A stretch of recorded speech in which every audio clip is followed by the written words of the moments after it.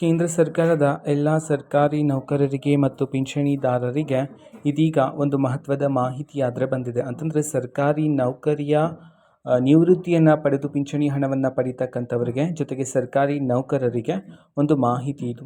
ಓಕೆನಾ? ಹಾಗಿದ್ರೆ ಬನ್ನಿ ಇದರ ಬಗ್ಗೆ ಸಂಪೂರ್ಣವಾಗಿ ಇನ್ಫಾರ್ಮೇಷನನ್ನು ಈ ವಿಡಿಯೋದಲ್ಲಿ ನಾವು ತಿಳ್ಕೊತಾ ಹೋಗೋಣ. ಸೊ ವಿಡಿಯೋವನ್ನು ಸ್ಟಾರ್ಟ್ ಮಾಡ್ತೀನಿ. ಅದಕ್ಕಿಂತ ಮೊದಲು ನೀವಿನ್ನು ನಮ್ಮ ಚಾನೆಲ್ಗೆ ಸಬ್ಸ್ಕ್ರೈಬ್ ಮಾಡದೇ ಇದ್ರೆ ಈ ಕೂಡಲೇ ಚಾನೆಲ್ಗೆ ಸಬ್ಸ್ಕ್ರೈಬ್ ಮಾಡ್ಕೊಳ್ಳಿ ಮತ್ತು ಲೈಕ್ ಮಾಡಿ. ಸೊ ಈಗ ನಾವು ಇನ್ಫಾರ್ಮೇಷನನ್ನು ತಿಳ್ಕೊತಾ ಹೋಗೋಣ.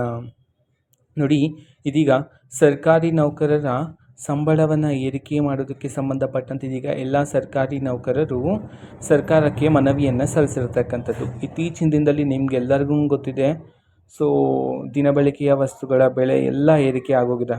ಸೊ ಆ ಕಾರಣದಿಂದಾಗಿ ಸಂಬಳವನ್ನು ಏರಿಕೆ ಮಾಡೋದಕ್ಕೆ ಸಂಬಂಧಪಟ್ಟಂತೆ ಸರ್ಕಾರಿ ನೌಕರರು ಇದೀಗ ಸರ್ಕಾರಕ್ಕೆ ಮನವಿಯನ್ನು ಮಾಡಿರ್ತಕ್ಕಂಥದ್ದು. ಸೊ ಜೊತೆಗೆ ಎಲ್ಲರೂ ಸಹ 8ನೇ ವೇತನ ಆಯೋಗಕ್ಕೋಸ್ಕರನೂ ಸಹ ಇದೀಗ ವೆಯ್ಟ್ ಮಾಡಲಾಗ್ತದೆ.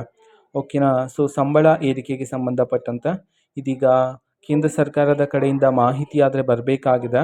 ಓಕೆನಾ? ಸೊ ಅಟ್ ಪ್ರೆಸೆಂಟ್ ಇಷ್ಟು ಮಾಹಿತಿ ಆದರೆ ಇರ್ತಕ್ಕಂಥದ್ದು. ಓಕೆನಾ? ಸೊ ಸಂಬಳ ಏರಿಕೆಗೆ ಸಂಬಂಧಪಟ್ಟಂತೆ ಇನ್ನೂ ಹಲವಾರು ಮಾಹಿತಿ ಬಂದ ನಂತರ ನಾನದಷ್ಟು ಬೇಗ ನಿಮಗೆ ಇನ್ಫಾರ್ಮೇಷನನ್ನು ತಿಳಿಸ್ತೇನೆ.